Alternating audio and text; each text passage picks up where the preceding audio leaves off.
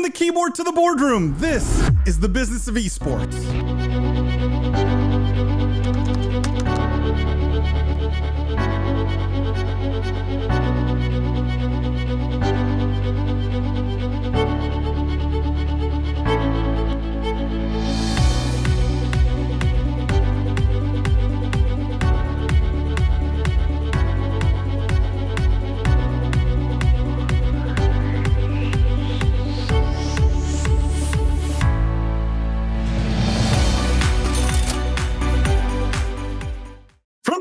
To the boardroom. This is the Business of Esports podcast. I am Paul Doalibi. I'm joined today by my friend and co-host, the Honorable Judge Jimmy Barada. For those of you who are new to the podcast, welcome to the official podcast of esports. What we do here is we cover the most pressing gaming and esports topics and news of the week, but we look at all of it through a business and C-suite lens. We dissect, we analyze the business implications of everything happening in this industry. For our regular listeners, thank you guys for coming back every week.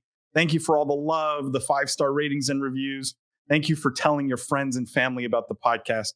If you haven't already, go on your favorite podcast app, whatever it is, Spotify, Google Play, Apple Podcasts, wherever you consume this show, wherever you listen to us or watch us, and either subscribe to it or leave a review.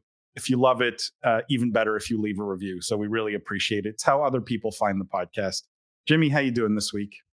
Hey, Paul. Hey to all our listeners. Happy New Year, everybody. This is our first show of 2022, and that's pretty exciting. It has, like, every day has sort of melded into itself. This is the problem when you're not in the office every day. I've forgotten. I've wished so many people Happy New Year in the last few days, but yes, you're right. I will say you keep getting tanner and tanner. So for those watching, you just won't see me. I'm going to blend into the chair.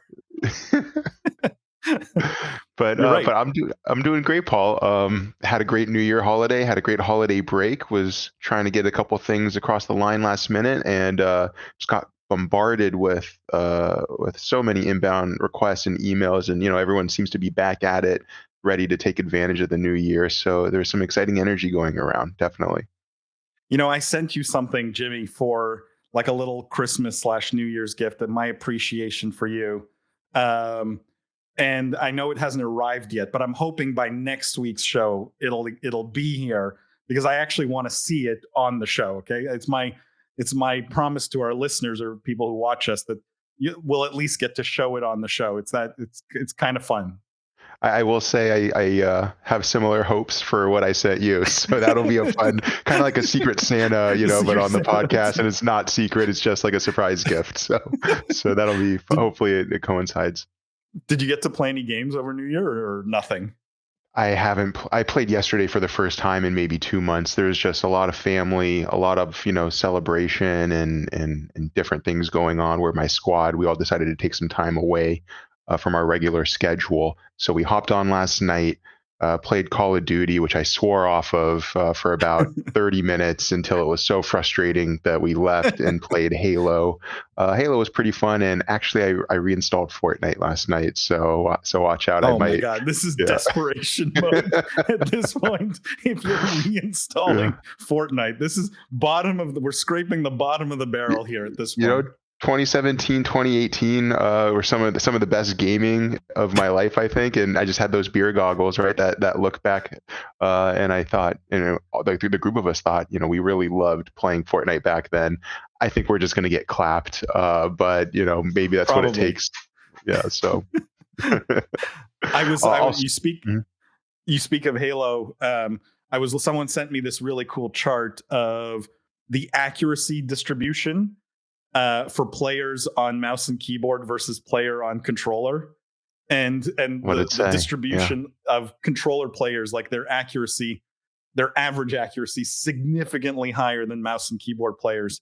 And that's all I had to see to basically swear off Halo. I'm like, I'm not playing with a bunch of aim assist kiddies who all think they're really good at the game, when the games ain't really aiming for them. Let's face it. I'm playing mouse and keyboard, and I'm better than my squad, so I'm going to go dust off my Elite controller, plug it in, and take it to another level. That's great intel. That's it. Look, I don't want to waste any more time, Jimmy. We have, I would say, one of the best guests we have ever had on the show, and I think that's saying something, given this is episode 178, by the way, of the Business of Esports podcast. if anyone's following along. Although that's actually sort of a misnomer, because we used to do after shows, but we called them B episodes, like 172B or whatever. So this is really probably episode like 230 or 240, but officially episode 178. And I think maybe one of the biggest, best guests we've ever had on the show. And, I don't know how much introduction he really needs, but we have none other than Jonathan Pan, who is head of strategy and operations for Facebook Gaming. John, welcome to the Business of Esports podcast. Thanks, guys. Really excited to chat with you today. John, for the few people who maybe don't know about you, would love a little bit of your background, how you got into gaming, what you did before Facebook Gaming.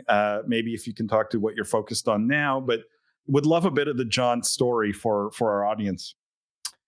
Sure. So, my first role or foray into gaming was as a product manager at Riot Games. And it was around the 2014 time period. And that was a very exciting time because that's when, League of Legends wasn't really popular, but it got really popular around that same time. And also Twitch became super popular around that time. And with the combination of a game like League of Legends and the company's investment into esports, and with the rise of Twitch, it all kind of like coalesced together into a couple of big years and big moments. So I really got a front row seat as seeing, at the time, and I still think, today League of Legends is still the biggest esport, grow. And then while I was at Riot, I thought, wow, seeing all this firsthand, I need to get into this myself.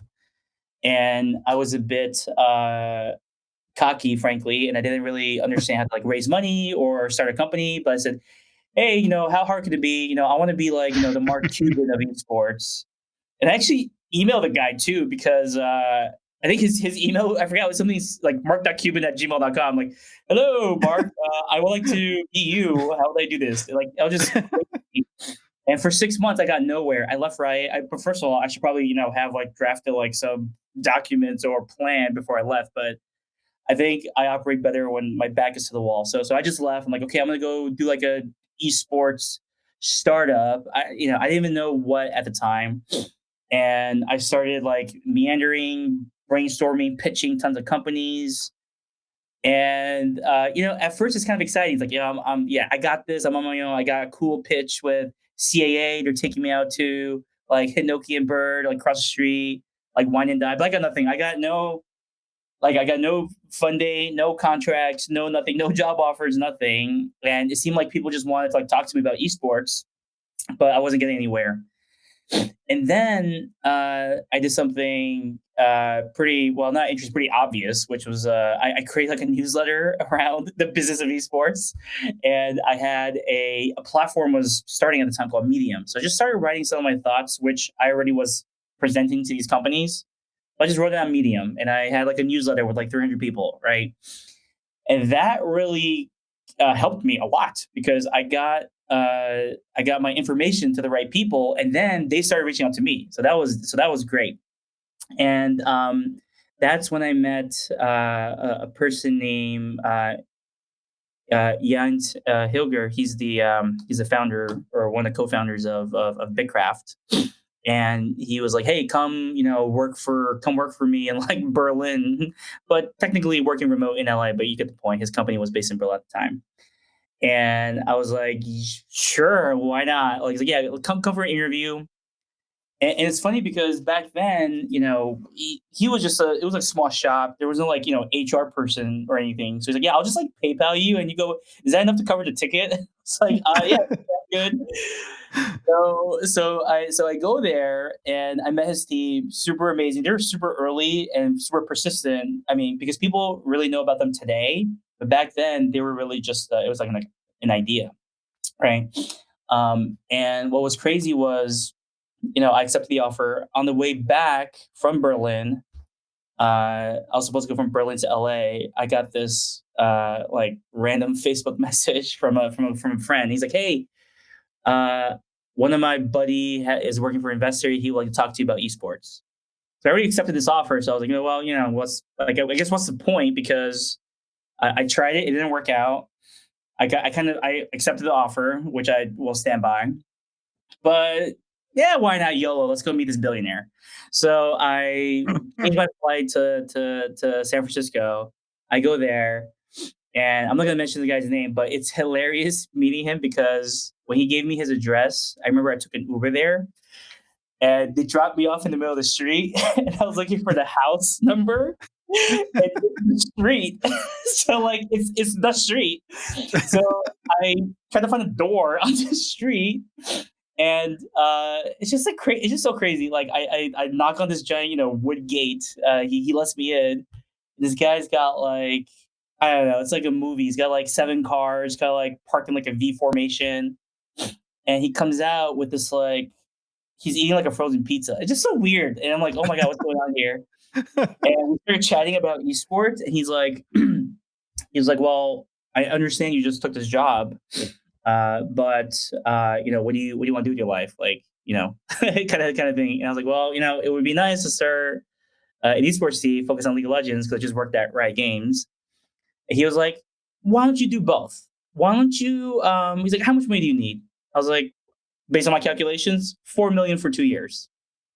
Which at the time seemed like a lot, but LCS teams now it's like like a nickel, right? Like they're burning lots of cash. So he's like, you know what? I'll give you 2 and let's get started. But he's like, why don't you call your new boss and talk about it? So I called him and I said, hey, I don't want to renege. I told you I was going to do this. I want to do this, but is there a way I could do both? Because this guy's offered me $2 million. I want to take it. He was like, oh, this guy? Oh, I want this guy to be investor for me too, him. So yeah, go do it. You figure out your time, your work-life balance or whatever, but yeah, go work for that guy. So that's how I got into doing this esports team called Ember. And that was like my minor fame in esports when we were trying to figure out ways to compete against, so we purchased a challenger spot from Cloud9.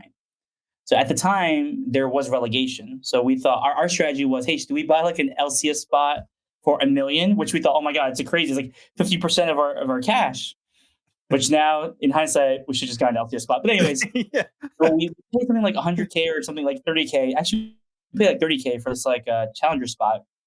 And remember this point because it's funny later. But we purchased it from Cloud9 from Jack, and our whole strategy was, hey, we're going to pay players actual salaries, but they play in Challenger, and hopefully they're motivated to, beat the lowest teams, the lowest 2 teams in LCS. So we paid them something like, between 80K and 100K at the time. Once again, today, when you look at the numbers today, you're like, okay, what's the big deal here? But at the time, people were like flaming me. Like I had all the North American LCS teams flaming me like, oh god, like rich VCs coming in here ruining everything. They were paying people in like keyboards. It was true. Like it was messed up.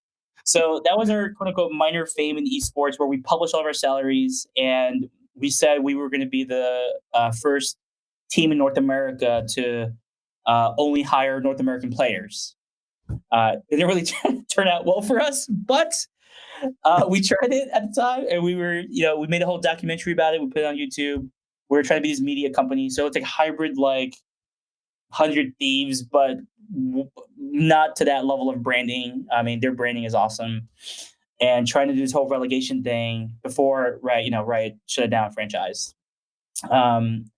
So one final story, and then maybe you guys had a couple of points you want to jump in here because I've got so many stories. Is so eventually this team we disbanded our funding when our investor pulled out, and I'm not sure if I ever shared this reason, but the reason is it's so crazy. The reason is because we were in playoffs before we get into a relegation game, and our investors said, hey, if you win this game, this match, this best of 5, so even before you even go into a relegation game, if you win, he has like a bet with like Elon Musk, and like I don't know for X amount of dollars, and then Elon Musk will pay him if we win, and then he has to pay him if we lose. So in my mind, I mean, and now, I mean, look, I mean, he was huge back then, but he's even huger now. So I'm such a fanboy. Right? I'm like, oh my god, like potentially he can, and also by the way, it's not just pay him money, but be an investor. Like, oh my god, like once you have him on your cap table, I mean, you can get anybody. That's it. Yeah. And that's Yeah. it. So, and the worst feeling is I can't tell anyone. What am I going to do? Tell my players? Hey, by the way, if you pick this up, X, Y, Z. But if you win, yeah, we get all this. We get millions of dollars. So I couldn't tell them. I had to hold this. I'm watching. Like I've never watched this game of League of Legends so intently in my life. We won the first game, and I swear to God, I felt like I was like on cloud nine. Like I was like, oh my God, like this is crazy. It's like a movie. We lose the next one, and I was like, oh, okay, no. back to reality. But best of 3. We lose the next one. Now he's calling me on the cell phone. He's like, hey, what's going on? I was nervous, sweating beads, sweating bullets, and then we ultimately lose. And then it was kind of like a devastating loss, given that the information I just knew.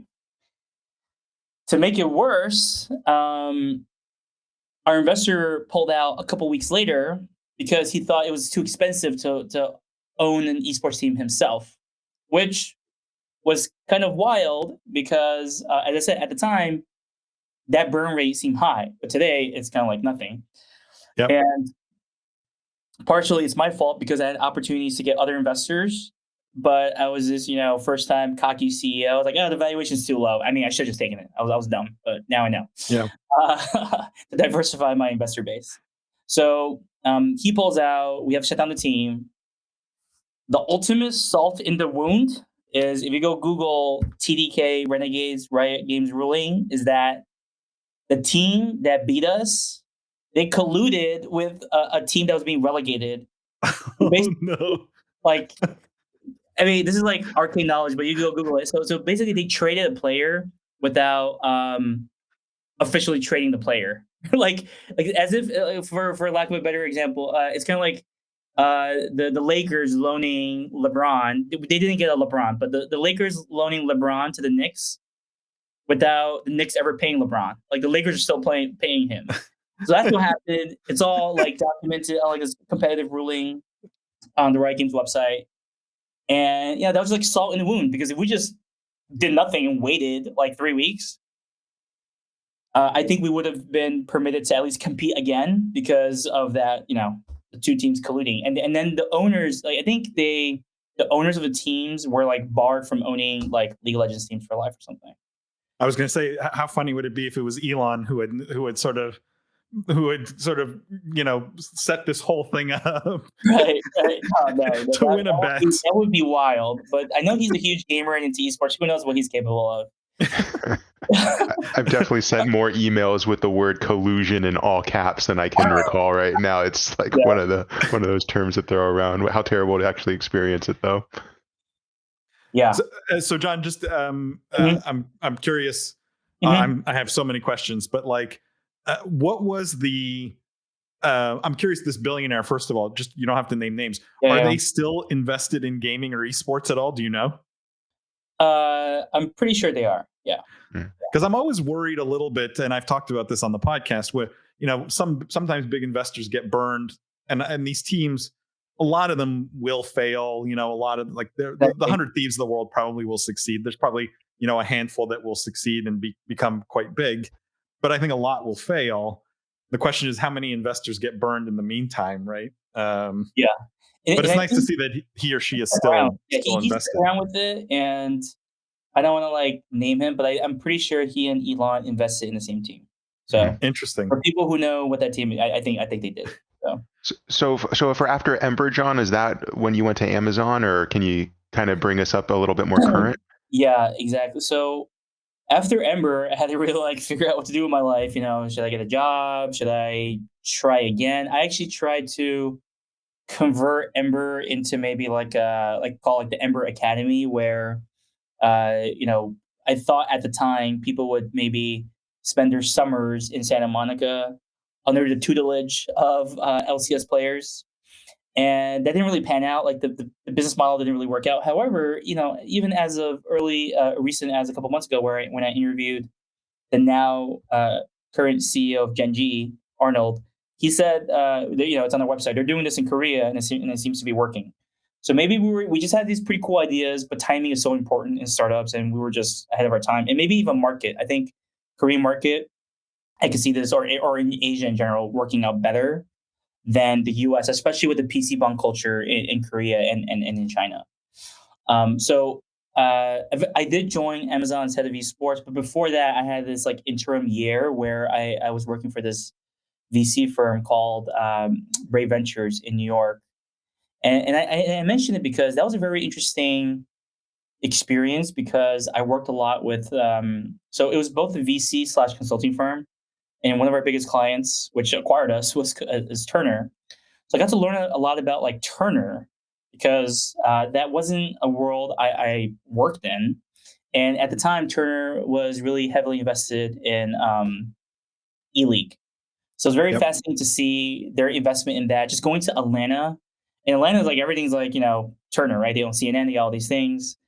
Looking at their broadcast studios, wow, like they really took like, best in class TV level stuff and applied to esports, and they try to do it right. So that was interesting experience just to learn about the media side a bit. Ultimately, a former colleague at Riot who joined Amazon recruited me as head of esports for the Orange County studio. And that's a whole whirlwind. But the quick summary there was there was a game called Breakaway, which you could go look up. I actually kind of like it, and there has been recently a couple games that look like it, and they're like moderately successful.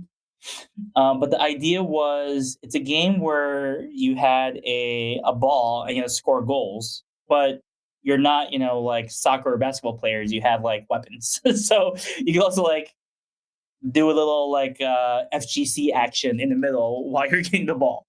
So it was a lot of stuff. It was kind of innovative. I kind of liked it, but I think as it pertains to this podcast, what was interesting is that we focused so much on what esports teams wanted and not enough on what the general population wanted. So all these esports teams, they were like, yep, great game. It's going to be a huge success. And they were all behind it. They're all going to create teams. But then we just didn't get that much general traction. And I think that was a major lesson learned for me.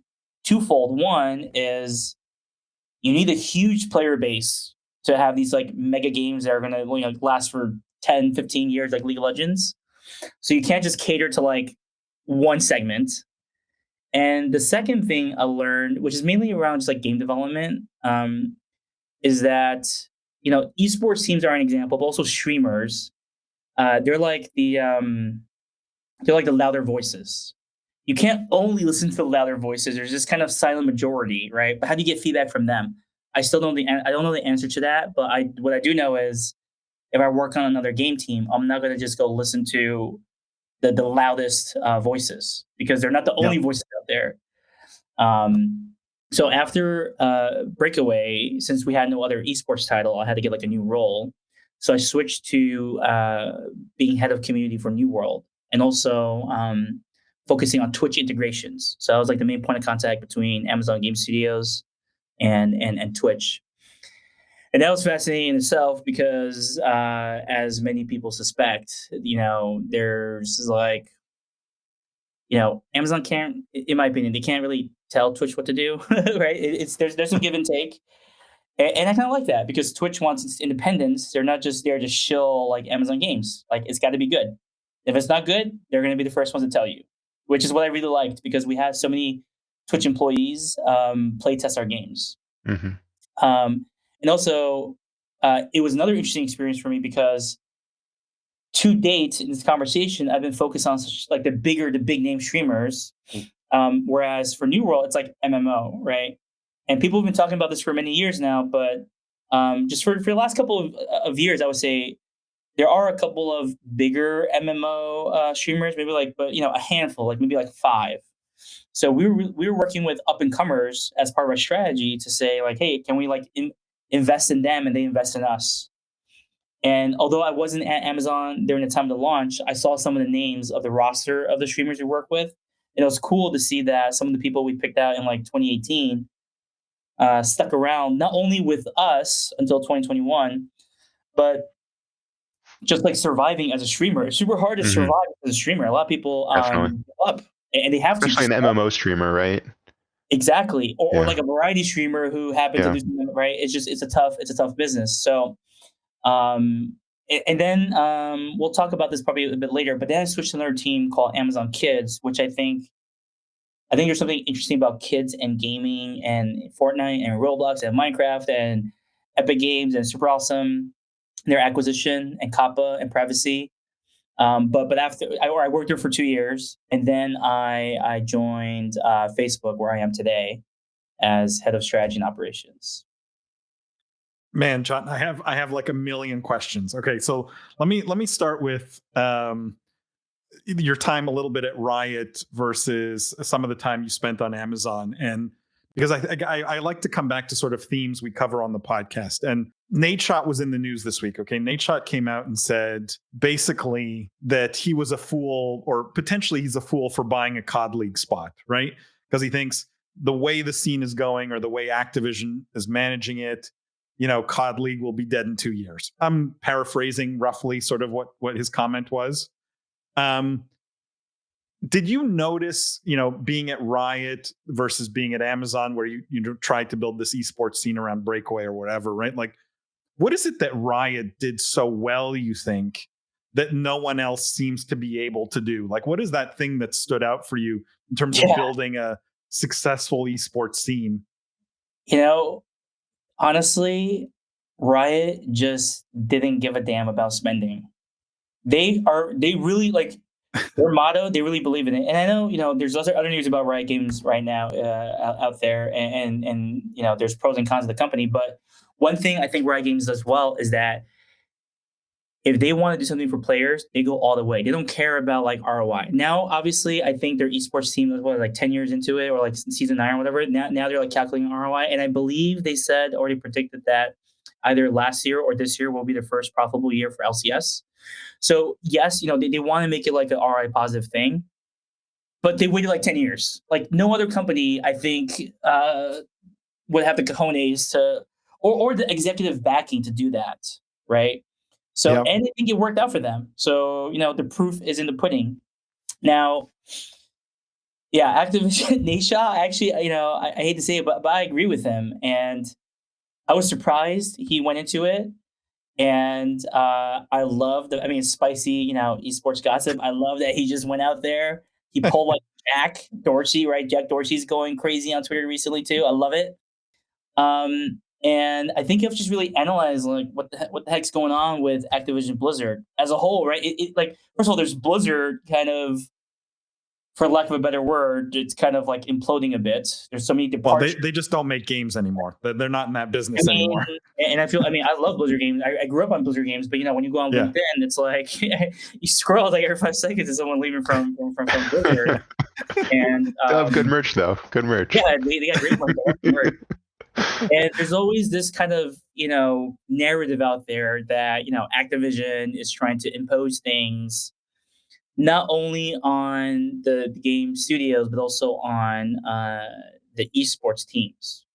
And I know a lot of people who used to work on Blizzard esports teams, and I'm sure they've got lots of spicy hot takes on what happened.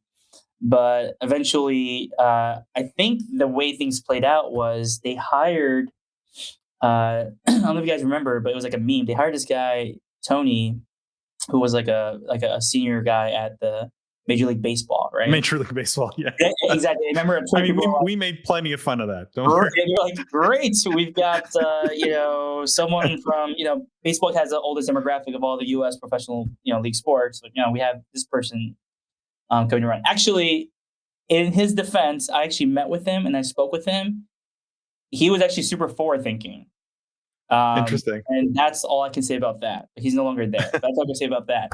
So I think, irrespective of his background, they create this thing called like Activision Blizzard Esports League, ABLE. And there's some centralization probably in the Activision side of things. And it's just expensive. Look, it's just super expensive. They probably went, and to answer, and that was a really roundabout way to answer your question of, why does Riot do well? One, I think Riot just persistent. They're committed to it over a decade. And other thing was they didn't. Yes, they had like a League of Legends World Championship in seasons 2 and 3, and even one technically, but one was kind of like a LAN party. But they didn't kind of like flood the community or the scene with so much money, I think. Whereas I think Overwatch at the time, I think they saw an opportunity. So like, okay, cool, let's just franchise immediately off the bat, sell these spots. So I understand the intent of it, and hopefully Overwatch 2 comes out to be decent. But yeah, like, and then do on top of that league make CDL. You just need a lot of people to like make these properties good. Okay, one last comment on this, which is maybe spicy hot take, is just go check LinkedIn, right? Like, who are the people working on this stuff on the Activision side? I think a lot of them are from professional sports. I know a lot of them, and they're actually really smart people. They're great. And I think, but the thing is, like, like for me, if I worked most of my career in the gaming industry, if I try to apply that to something else, I'll be coming with a gaming lens. So you're coming with a sports lens, and that's why everything's like sports, sports, sports. Yep. But I mean, if you guys are like just fans of esports, I don't know if you'll feel that vibe from League of Legends, like LCS. It doesn't feel like sports, sports, sports. It just feels like its own thing.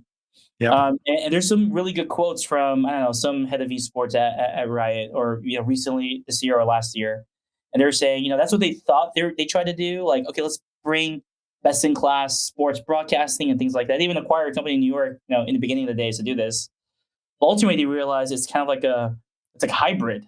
It's like a new genre almost, right? With its own, esports fans want to view each different esport in their own way. And the biggest lesson for me as I was working at Amazon and these other big tech firms is just listen to the users and get out of their way, right? Because that's what Riot's good at. Riot's like, hey, fans want esports, let's give it to them. Let's not overwhelm them, right? But I think other people trying to like commandeer or leverage gaming, and by the way, I love it because they're paying high salaries, they're investing in the space. They view it as more of just, okay, we've dominated this vertical, let's go do that next, right? Let's dominate every vertical. Whereas I think, maybe I'm biased because I'm a gamer. I like gaming. I feel like gamers are just like too smart for that. You can't just come in with the same pitch and like.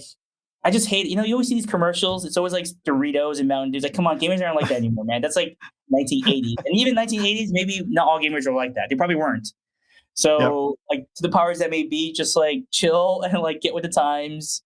But gaming definitely is a huge industry. Like, it's a good business decision to invest in it. But for the love of God, like, do it right. It's. I think the insight. I don't think that take was spicy because I agree wholeheartedly with it. But I think for a lot of people that will be a spicy take, and I think super insightful, John. Let me just press a little bit on this one step further, which is, do you believe that if we fast forward 5 years or 10 years, then that most, other than Riot esports leagues and maybe some mobile esports in Asia, that we won't see sort of thriving, successful, profitable esports leagues? Like that, the Riot seems to be the only one who has sort of figured out the formula, or do you see sort of the problems getting fixed and these things sort of come back? I'm actually kind of pessimistic, even though I love this space, because we're like, this is all happening, as we're living. So it's hard to like put like an epoch on things. But like, since esports is moving so fast, I feel like, when Overwatch League came out, that's a couple, like 4 to 5 years ago, that was maybe, I don't know, like a huge investment in esports across all game developers, right? And don't forget, Epic Games hired Nate from Blizzard, right? The commissioner of Overwatch League to go to Epic. But what are they doing in esports? And maybe they're doing the right thing. Maybe they realize that for Fortnite, it's not going to be like Overwatch League or LCS, and they decide not to do it. Maybe they did the right move. I have no idea. Or maybe they felt like it was they're better investments by working with artists and doing metaverse type stuff. I have no idea, but just no one has a track record of being able to do it besides one company. That's kind of unfortunate. Yeah. And like, who else has like the money and and frankly cool game to do it. I Yep. think it's kind of like Riot. Like, Valorant looks really cool. It's like a whole new. So when I Yeah. went to Riot, I think there's no secret, but their company strategy, which I love, is so simple. Is they're going to create genre-defining games. They made the genre-defining game for MOBA. Dota 2 is kind of second place, maybe distant second, I would say. And now FPS. I don't even know the numbers, but it's probably top 3 FPS game, if not one of the coolest, newest FPS games out there. So, but once again, companies are living organisms, and it's super cool to have like worked at a couple and then like look at what's happening like, a couple like 8 years later, and just some people are still there, some people have left, some people went back. So you get to hear these things. So I think all these companies are living organisms, and even though we may hear good things about company A, I hear like so many bad things about company A too. And then maybe Yeah. we kind of talked about how Blizzard wasn't doing so well, but what if they come out and they smash it with like Diablo 4 and like Overwatch 2? I don't know, maybe they do. Who knows? I don't know. Like, I'm not gonna count them out, never count them out. But it's just like new people, new culture. And honestly, the number one thing I've noticed at these companies is like leadership. If you have a leader who really has a vision about gaming and they're really committed to investing in it, you're gonna do good. If you just have like an accountant, like as some companies have, and you know who they are, like you just the proof is in the pudding. Go look at it, right? Well, look at what Yeah. these sports leagues are going to be allowed in 2 years. John, I want to hit on one other thing you mentioned in that last part, which was, not listening necessarily to the loudest voice in terms of game development and that whole process. And I want to tie this into sort of my own beef with New World in a second here, even though I'm the biggest MMO nerd maybe of all. But Dr. Disrespect came out recently, and he said he was launching Midnight Society. They raised some money, and it's all about what they're calling, like, I think the term they used was day zero game development, where it's like they're consulting with players and influencers from like before a line of code is even written, right? And my take on that was, well, I don't really know, right? Like it can be a bit of a rabbit hole when you start listening to everybody's opinion. I'm curious where you fall on that, right? Do you think this is genius? Do you think if they're going to fall flat on their face with this? Given the experience you had at Amazon, maybe in that I context. think a little bit of both. So I think that's what Amazon did, really, to some degree with their first couple of titles. They, so some people, there were some good game designers that came up with like high level, like they're like, look, there's really no one compete with WoW, so let's make an MMO. That's a good business sense and it's good timing. But it's kind of a meme. But in addition to esports consultants, there's also game design consultants, right? And you've got, God, just spicy, but just, former board members of other, publicly traded game companies coming in X, Y, Z places, and they're telling you what to do. And I think, that's what Amazon tried. And, it didn't work out for a couple of games, and New World, it worked out. But I think New World working out is more of, in my opinion, when they were like, okay, we got enough feedback, let's just coalesce as a team. And I wasn't there at the time when they kind of rechanged things up, because even 9 months ago, the PR articles for New World was this game is dead, and people hate it. But I think the team just like went back to drawing table. They did tweak. They didn't change everything. They tweaked things, but it was just from just professional game designers. And sometimes they get it wrong, sometimes they get it right. And I think in this case they got it right. So I think it's dangerous, if that's what Doc wants to do. But on the other hand, I think it could be also super fun because he's not a game studio; he's an influencer. So maybe if he does it, and maybe I don't know, like if I were him, I would just get crazy and do whatever I want, right? I would just probably like live stream my game design sessions, and it's almost like Twitch That's plays, cool. but Twitch designs games. I don't know. I think he's the type of guy who will try to do something like this, maybe, right? So for him, even if it's like a flop, but the game development costs, like, look, he's not going to make that big of a. I think, I don't know. I have to do more research, but he's not going to like recruit like 100-person team. So a small team, agile, making smaller prototypes and stuff. So he can afford to fail. Whereas these bigger tech companies, when they go in, it's like, it's $1 billion. So Yep. it's too big of an investment to like mess around with. Jimmy, I don't know if you wanted to jump in here. I still have some questions, but I'll let you jump in. Yeah, I kind of wanted to take a left turn, if you guys don't mind, because we were Yeah. talking a lot about, why is Riot so successful, and John kind of mentioning you were a little pessimistic about, certain futures for certain companies, and this is alluding to something we had touched on, before recording. I'm not going to pull any punches, John. I'm just going to ask you straight up, why do you think Mixer failed? What insight can you offer there? Let's go big. Oh man. So from what I heard, uh, what Mixer did, well, first of all, I think it's smart that Microsoft wanted their own streaming platform, right? Because all Yeah.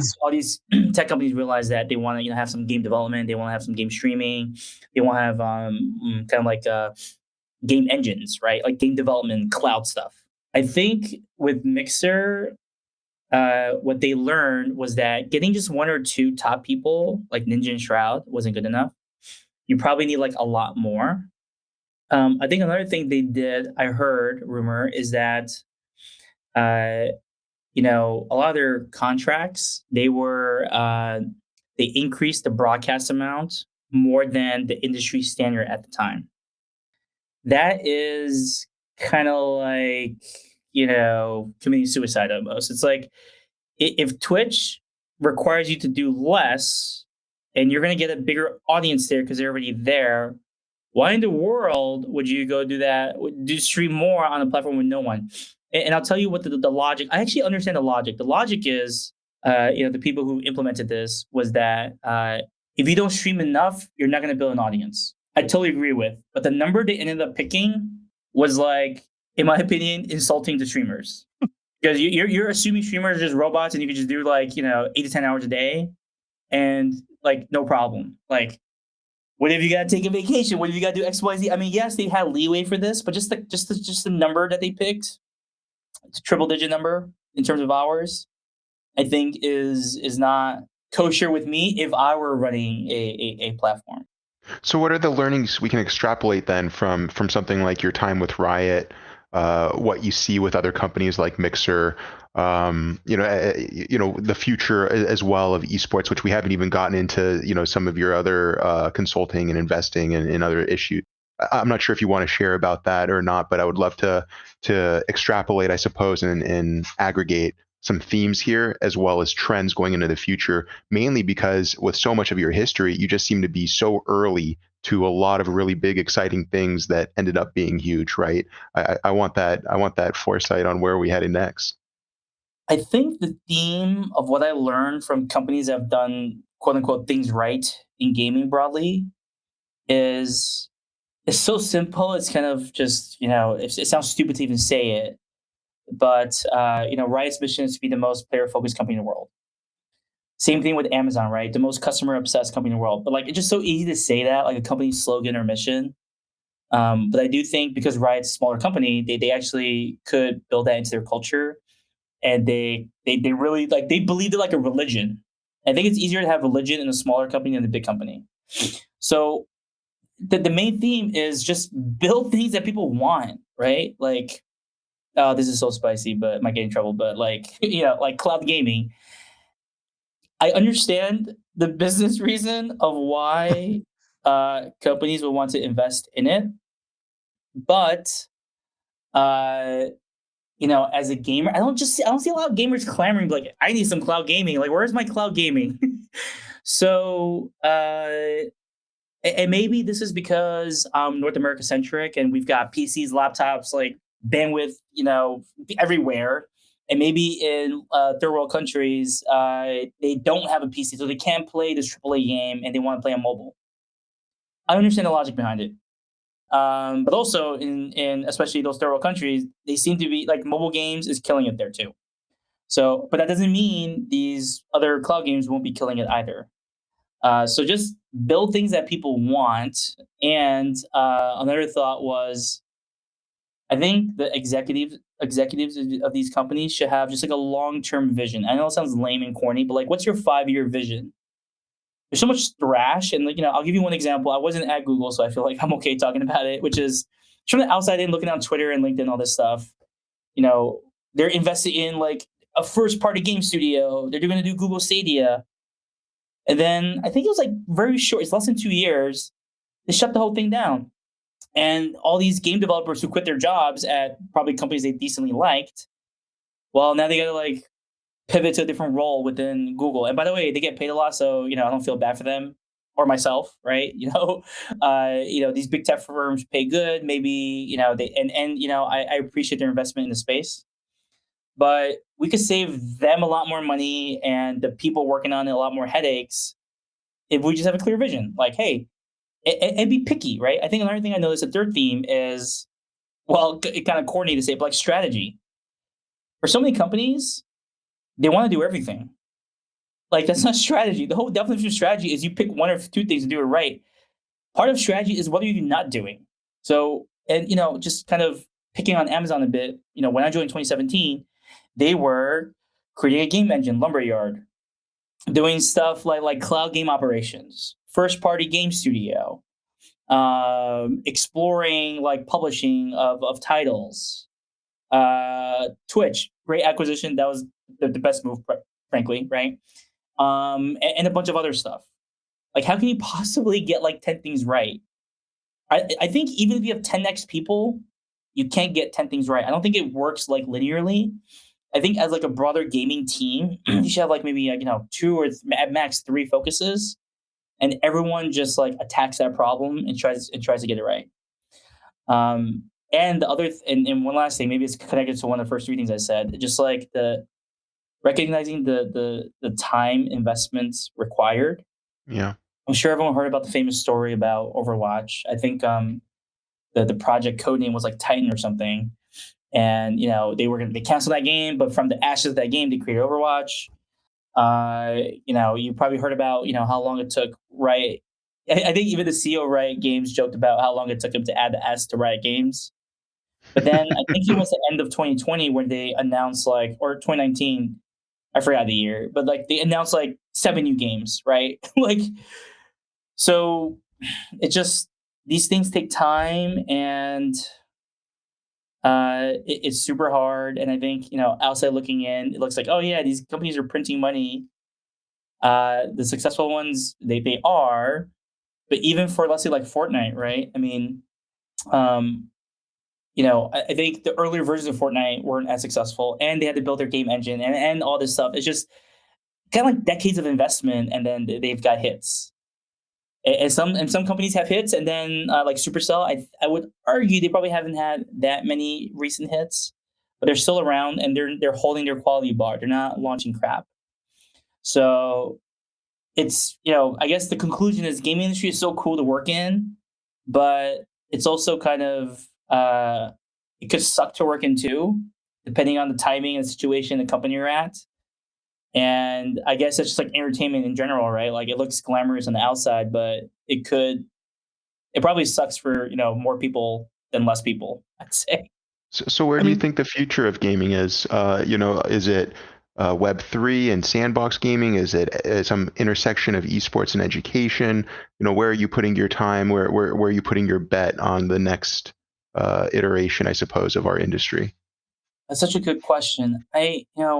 Gaming is just so prevalent now that there's so many experiences that have like game-like components that I don't know if we're going to call gaming in the future. Now, pure games like just like Fortnite or League of Legends, I think that's a game. A lot of other things, I don't even know what to call it. It's just like an experience. And so on the whole topic of like Web3, NFTs and all that, I definitely see the utility of like NFTs of items or other experiences with games. Companies can do it already. I think Ubisoft tried it, but they got some blowback. But ultimately, I think there's room for that there. Web3 is more complicated. I've been kind of obsessed with the space. Played a couple games. Kevin Lin, his team Duskbreakers. They made a game. I played it. It was super cool. It was like a Unity game. You play in a browser, and like you have to play to earn, as you've heard. If you play Axis and all that. So the concepts they make sense. I don't know which ones will take off or not, but ultimately, I mean, the craziest idea I've had, I don't know if it's even technically feasible, is I agree with the whole kind of the thesis behind Web3 games, which is, whether Riot and Blizzard change their mind, they ban you. And now all your items and all your time spent, whatever it is, locked into the ecosystem. Theoretically, I don't know if it's technically feasible today, but you could build the whole game on the blockchain, and maybe players can make a DAO, and you have like voting power.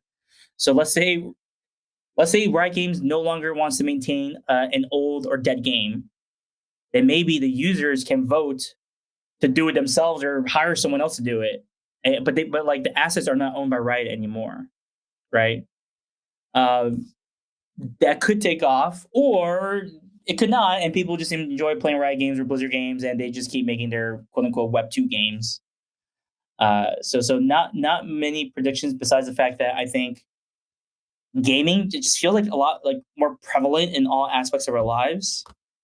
And then two, there's something here, I can't put my finger on it, but there's going to be some big bet related to kids and gaming. So I think if anything, Epic Games have proven themselves to be like an amazing at like M&A. They always acquire the most interesting companies. So they acquired a company a couple years ago called Super Awesome, which is kids safe like advertising. I would not even have known about that company, but I was working at Amazon Kids, so I was paying attention to the kids space. So, and then you start thinking, wait, what are the 3 games over 100 million MAU now? I think it's League of Legends, maybe Roblox, and maybe Roblox is like a little bit under, but Minecraft. Yeah, I think they're a little under. Yeah, and then I don't know if there's a third game there. Maybe like top 5 over 80 million, right? So Roblox, I don't know their current numbers, but when they IPO'd, 54% of their users were under 13. So what the heck's going on here? Something interesting, and why are these, especially League of Legends for probably young adults or older, but Roblox, Minecraft, we don't know the exact numbers from Microsoft or Roblox, but it's around like 13-year-old kids. And why are 13-year-old kids really into these sandbox games, or now they're calling themselves metaverse games? There's something here. Maybe Mark Zuckerberg's a freaking genius. We don't even recognize it, and this is just like he sees this and he's seen it, and now he's kind of put the whole company bet behind all this. But kids seem to love it, and these kids are going to become the future gamers, right? So if you spend 10 years or 5 years playing Minecraft, maybe you play other Microsoft games, you play other Roblox games. I don't know, but I think we're not paying enough attention to kids. That's just on the business side. The other side of the coin is how the heck do you deal with privacy and like economy once you do like Web3 NFTs? Like, how does that relate to kids? I have no idea. And I think they're going to update COPPA, which is like the U.S. law for privacy for kids. So it's kind of scary at the same time too, right? Do we really want these companies with billions of dollars and engineers and like designers like figuring out how to rewire our kids' minds to some degree? Because they want engagement, right? They all want engagement. It's kind of scary to some degree, but I'm sure some parents also like it because during the pandemic, they're like, here's an iPad, go play your game. So who knows? But the only thing I do know is I'm glad I picked gaming as like the industry I'm working in, because I personally love it and it's growing super fast. Lots of mistakes, lots of hiccups, explosions, implosions, lots of wins. So I think if you just stick around for a while, you get to experience these cool things. And if you just survive, you'll do fine. John, the kids thing to me was so core to my own thesis and my own sort of reason for pivoting 100% of my time and focus and effort to gaming a few years ago, because to me the outcome becomes inevitable, right? When you have hundreds of millions of kids all growing up with this, right, under 13, gaming regularly, like to me, there's a massive future for the industry that people are massively underestimating in my mind, right? We're talking about an industry that will be worth trillions, not billions. And so one of these, the whole kids thing is fascinating to me as well. One of the questions I had for you is like, when you looked at those platforms, when you look at the Roblox or Minecraft, and Minecraft, by the way, has way over 100 million monthly actives now. Is there concern that with these platforms that are seemingly more targeted at kids, Roblox does have some older players, but as you pointed out, the bulk is kids, that the challenge with those platforms is you age out, right? Like you age up and out, and then that customer essentially is gone. Is there a future where these platforms retain players over a longer period of time, or you just think it's the nature of sort of a product aimed at kids that they're going to age out of it? I think you're spot on. I think that's exactly what they're trying to figure out, which is how do they maintain these players? Is it because maybe younger kids want to play sandbox games or metaverse type games, and then maybe they become teenagers, because the biggest game for teenagers, everyone is like kind of like Fortnite type games, right? And then Yep. you get into the quote unquote like young adult games. Like, so is it, do each game developer or these big tech firms are getting into gaming, they want to have like some games in each category? And now they, the dark side, I guess, like they keep your information and like they track you and your purchases, like since you're like 7 or whatever. And now you're just like buying a bet on Amazon Prime, like in a weird dystopian future. I guess that is kind of where things can lead to.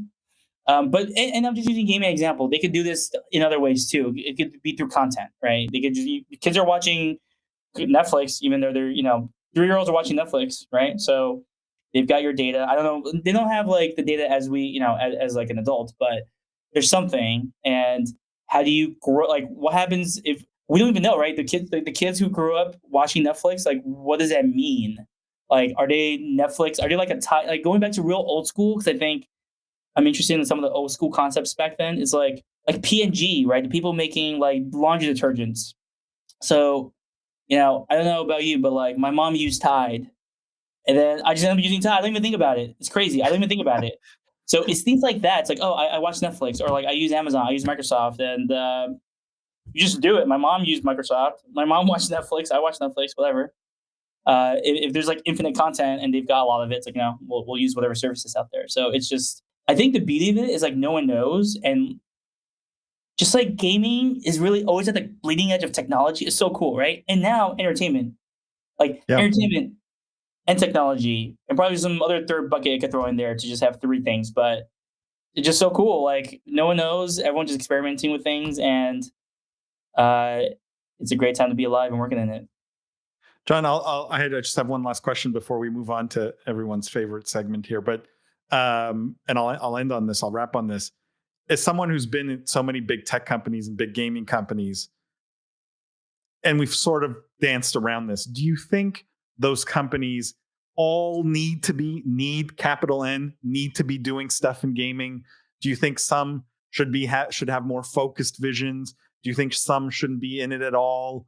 Like, I'm just curious how you think about the investments coming from, not from VCs, but from the big companies, big tech companies in the space. Where you think they absolutely need to be looking, and where you think they probably do better by avoiding it. And I'll just reference sort of the Mixer thing again, which is like where I was scratching my head there was they invest millions of dollars in Mixer, then they shut it down, and then they go and buy Bethesda for like $8 billion, right? And it's like, what are you guys doing? Like, are you into gaming or are you not? Right? Like, make up your mind. I think in that case, and I'll answer your question afterwards, but I think in that case, to realize what are they really good at? Like, the Xbox Game Pass is freaking killing it, and it's great, right? And they're like, wait a minute, we're good at this. We're good at like first party game development and the second and third party. Let's go do that, because they've been doing it for 20 years. Microsoft has, right? Compared to the other big tech firms. As a customer or gamer, I would say I encourage tech companies to invest more, because so the ones that are winning don't get lazy, right, and give us crap. So I like competition. As an employee or person working in the space, I love it too, because there's more opportunities, more jobs. You kind of like rotate between opportunities. Some people get stuck in a role and you go to a different company, you get like a level up or different compensation, try something new, different role. I think that's great. I think those are all the pros. I think the cons we can mitigate as people in the space, just like having our eyes and ears open, making sure that like we're picking the right team.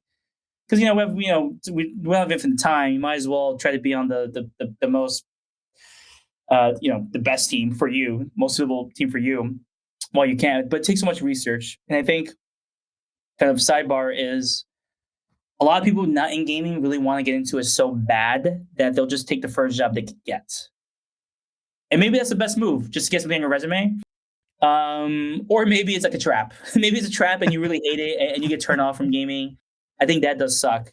Because, all right, now I'm going to add another sidebar. Another sidebar is I do think, people just get tired, right? Like some people might just like, it takes like, especially as a game designer or something creative, you have to put all your creative energies into a company, product, game, multiple games for 4 or 5 years at a time, kind of burns you out. So how do we do this more sustainably, right? That's why there's all these debates about like unions in game development. I don't know if that's going to be helpful or not. I don't know, but it's a hot topic, especially with all the stuff happening at Blizzard. So we'll see. But as you guys know, the one thing we can guarantee is that you're never going to be bored in gaming. With all this stuff, like, even before the Web3 NFT stuff popped off, I was just like, it's just always something new in gaming every year. It's just fun. I love ending on that note. I will just add that we can also guarantee Google Stadia will fail. Will get shut down. That's maybe the only 2 guarantees in gaming. I just want to do. It's everyone's favorite new segment, by the way. For those of you who are new to the podcast, I'm going to hand it over in a second here to the Honorable Judge Jimmy Barada, and we're going to do a segment we call Judge Jimmy's Cross-Examination.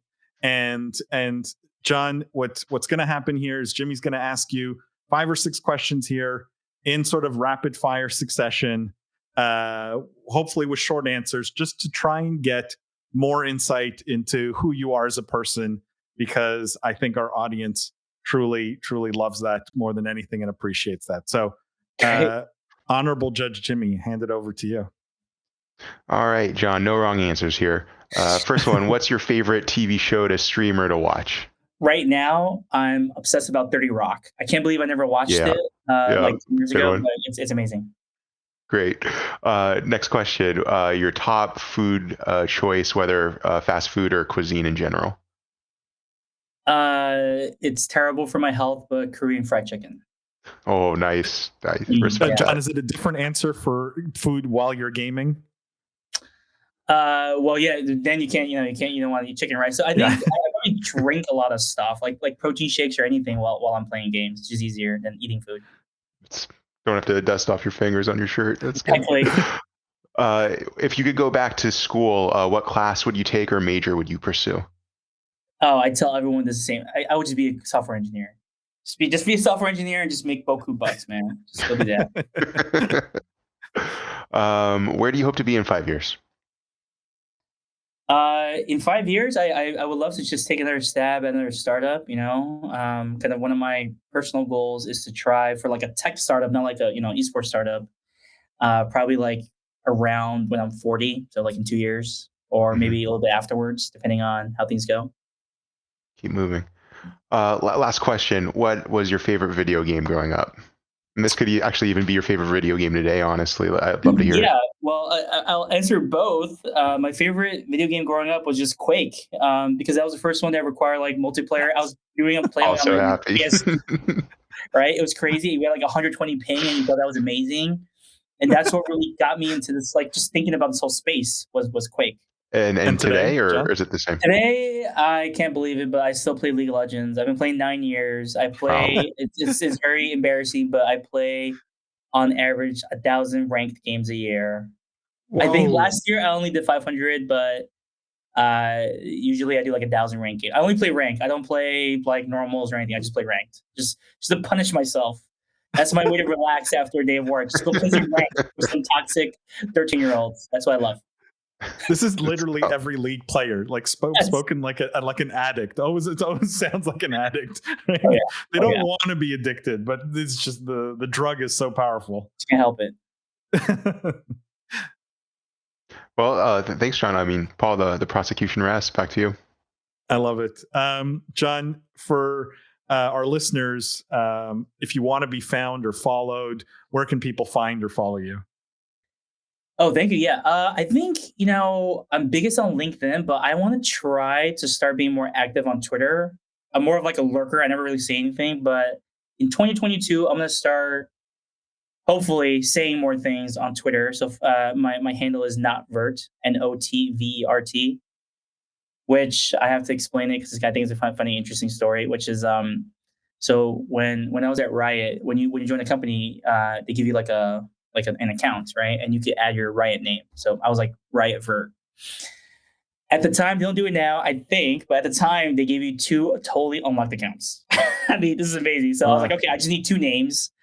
And then the trend at the time, some guy started a trend, just call it like not your name. It was like not Vert. So there's a bunch of people I think at Riot, other game companies. If you get 2 accounts, the first one's like, Riot or Blizzard's blah, blah, blah. Second one's just like not this. So the name Vert was because there's a map in Quake called Ziggurat Vertigo. There you go. Very cool. That I didn't realize. So there you go. You could have put, for those watching, the few of you I know who watch the podcast, you could have put that next to John, right? John Pan. I should have. Yeah. We'll have to do it again. John, thank you so much for being on the podcast. Really appreciate it.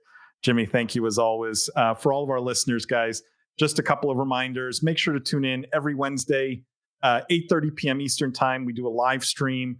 We stream it everywhere you get our content. So YouTube, Twitter, Twitch now, LinkedIn, you name it. It streams everywhere. That's Wednesday evening, 8:30 p.m. Eastern time. We do all the news that doesn't fit into the podcast, and we do it with a bigger cast. And best of all, we get to do it live with you guys. So make sure to tune into that.